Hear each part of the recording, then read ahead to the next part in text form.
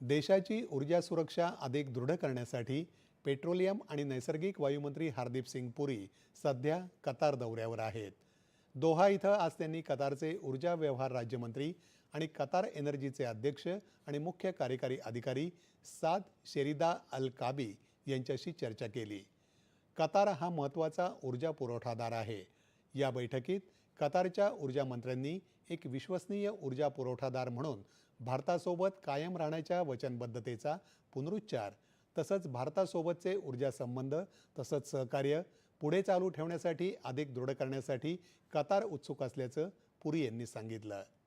या बैठकीत दोन्ही बाजूंनी उच्चस्तरीय संवाद, व्यापार, गुंतवणूक, ऊर्जा, संस्कृती आणि लोकांमधील परस्पर संबंध यासह दोन्ही देशांमधील धोरणात्मक संबंधाच्या सर्व पैलूंवर केल्याचं ते म्हणाले. पश्चिम आशिया प्रदेशात लवकरच शांतता आणि स्थैर्य परत येईल अशी आशाही उभय मंत्र्यांनी व्यक्त केली. जागतिक ऊर्जा पुरवठ्यातील व्यत्यय लवकरात लवकर संपुष्टात आणण्यासह सामान्य स्थिती पूर्ववत करण्याच्या महत्त्वावर भारत आणि कतारनं भर दिला.